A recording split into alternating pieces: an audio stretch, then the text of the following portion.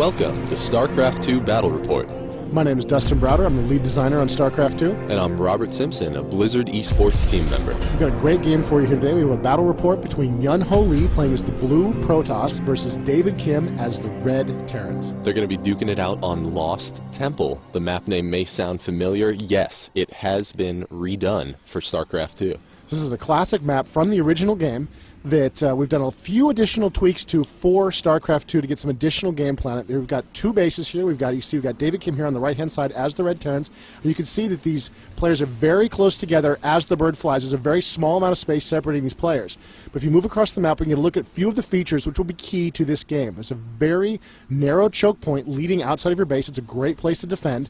There's sort of an area here where you can naturally and very easily expand your base to get some additional resources, and another choke point to defend, a wider choke point this time, but still something you can defend against enemy attacks. There is some high ground here that you can sort of hope to use against your enemy one way or the other. You can sneak some forces there.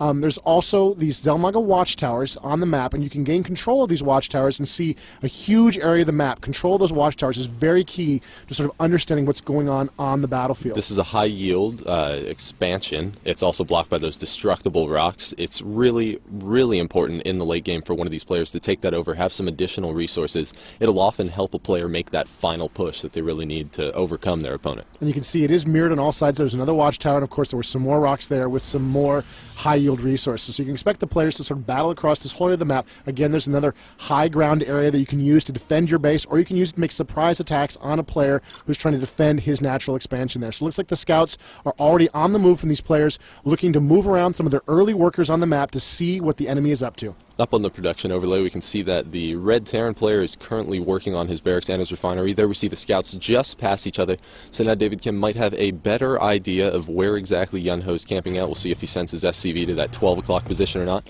Meanwhile, back at David Kim's base, he is working on blocking the front of his ramp with his barracks and two supply depots. This is a very natural thing for Terran players to do, especially against Zerg or against Protoss, to try to block off your ramp there to prevent sort of early attacks with Zealots.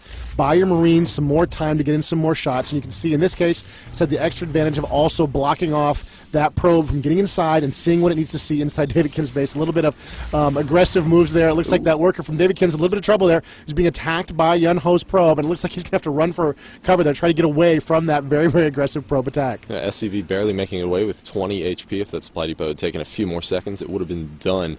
We can see that David Kim is going for an orbital command. Very early, he wants to have his resource advantage. Yeah, there we go. There's the worker trying to get back in the base. You see he lowered his supply depot to let the worker back in. He had a Marine there to drive off that probe. So it looks like David Kim has managed to see what's inside the Protoss base, which is what he needed to do. He needed to scout, and he has done so successfully. Meanwhile, the Protoss right now are blind. They don't know exactly what's going on inside the Terran base. There's not a lot of possibilities at this point, but this only becomes a bigger issue later on. He needs to see what's going on inside so he can make smart tech choices. In Yun-Ho's base, he has gone for a single gateway and obelisk as well as a cybernetics core. This does mean that he's going to be going for stalkers and warp gates relatively early in the game. They're going to be very effective against Marines. Yeah, he really needs to get the Stalkers into play. They can really dance around the Marines quite a bit and do a lot of damage. So the Marine player needs to get Marauders on the field to really counteract that threat. And of course, David Kim has seen that cybernetics core. He knows the danger. He knows the possibility. He'll have the counters in play. Meanwhile, the Protoss player still has not seen inside the Terran base, so he's not exactly sure what's going on. You see, the Terrans had control of the Watchtower very briefly there before that Zealot came in and drove that Marine off. And the Marine's just trying to play keep away right now. He doesn't see the danger of the approaching second Zealot, so now he's in a little bit of trouble. He's going to have to try to just run away as fast as he can, taking a hit there as he turns a corner, and here the Zealot is sort of moving around trying to drive this Marine away, and you can see David Kim being very clever. He's just pulling that Zealot out of action. Oh, a little bit of a misturn there, and he gets cut down. Back in David Kim's base, he has lifted off his barracks, replaced it with another supply depot so he can maintain the block on the front of his base. He's also built a factory and used an existing reactor. He had lifted off that factory, landed on it, and built 2 Hellions. This means that we could see some very early resource harassing. Yeah, these can be very, very dangerous against the Protoss. The Zealot in particular can't do a whole lot against them. The Hellions are just too fast. They can shoot, they can back up, they can shoot, they can back up, and the Zealot really just has to run for it. Now try to get back to the safety of his base. And the Stalker's when he needs to get into play there. The Stalker will allow him to chase and shoot up those Hellions. But even the Stalker can't keep up with the speedy Hellions as they just dance right around the Protoss forces, right up into the Protoss base, closing quickly on the probes. And the probes are forced to run for cover as the Hellion close in and just trashing the place with those flamethrowers. David needs to maintain the pressure. He needs to be chasing those probes just a little bit faster. He's been stopping, using some flame onto the buildings. Oh, and one of his Hellions is taken down by the Stalkers. Stalkers obviously trying to focus down those Hellions. He doesn't want to lose any more probes. I believe that Yunho got away with only losing 3 probes. Very lucky escape. Yeah, it was really, really good moves by keeping those probes away and keeping his forces pressure up. Of course, David Kim, a little too early maybe with the Hellions, only 2, not a lot of damage he can do with those. He did do some, and he did manage to do a little bit of harassment, but you can see it didn't really pay off for him in a big way, and it looks like he's lost a little bit of board control is the point. You can see the Protoss just boiling across the map now. You can see their blue just swarming all over the place, while the Terrans, meanwhile, are backed up into their base and are waiting now for the inevitable attack. The Terran player just finished researching siege mode. This is exactly when he needs it. We see Yunho trying to get up there with the Stalker.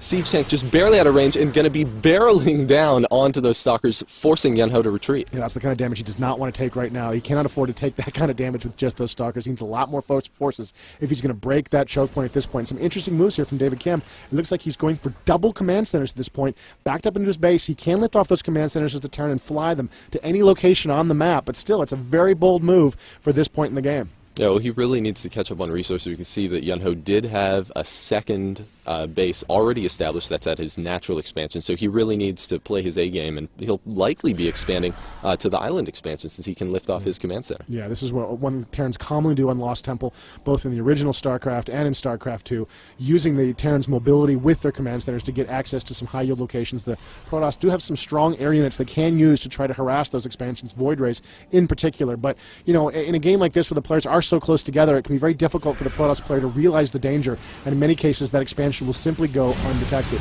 Oh, and we see some Hellions sneaking all the way back behind Yunho's base. David Kim doing some very good micro with that medevac, lifting up all 4 of his Hellions just as the Stalkers get in range to kill, taking down a couple of probes there. He's trying to take down the Nullifier, but no, he lifts off just in time once again. Yunho doing the best he can to stick on that medevac, but right now David Kim's micro is really just too much for him to handle. Again, David Kim drops 4 Hellions again in his base. 1 is taken down. He just barely gets away, practically unscathed. All he needs is some repair. Unbelievable. He manages to come in there, raid, harass that economy. That's the kind of economic advantage David Kim needs to stay in this game at this point. He harasses a little bit, he comes back, he repairs up, and he's going to be ready in a moment to do it again. You saw some warp-ins from the Protoss player there trying to block this, but ultimately he just wasn't fast enough to deal with that kind of speedy threat. Using the Hellions with their speed, with their area effect attacks, and the flexibility of the medevac really kept him in the game. Now we've got some real danger here. We've got a couple of siege tanks in that medevac.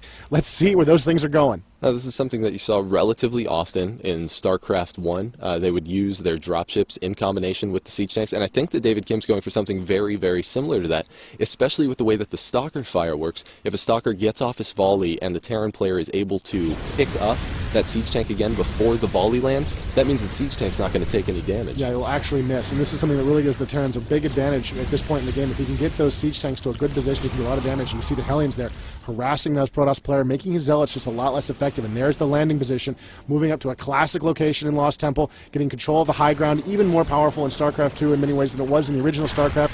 If you can't see those units, you can't shoot them, and you can't see in the high ground without some kind of aerial spotting. You can see the Protoss are in a lot of trouble here right now. There goes a pylon, and the probes are forced to run away as the siege tanks just pound this helpless expansion. And here's the Protoss response. An observer, a flyer cloaked, moves into play. The Terran doesn't know the danger. He doesn't know he's there right now, and it looks like Blink is being researched, which is going to allow the Protoss to get to that high ground and get at those siege tanks. Protoss player is just biding his time until Blink is finished. He's trying to keep the Stalkers out of the siege tank range. Obviously doesn't want to take any damage without being able to fire back, so Blink is going to finish likely in just a few seconds, and we'll see him use that observer to get sight up on the hill and then blink up and and here it comes, going for the surround on the siege tank, going to be taking them down. We do see some extra splash damage from the other siege tank actually damaging himself, and now David Kim microing the siege tank. This is amazing. Right, just trying to get some extra damage off there. He does manage to take some extra damage. He is getting worn down there a little bit, but he's doing a lot of extra damage as he goes. And the siege tank is finally taken out. David Kim making the most out of his units there, really doing a lot of extra damage. An aggressive blink from the Protoss player gets in a few more hits on that medevac, and Kim's harassment here has come to a quick end. David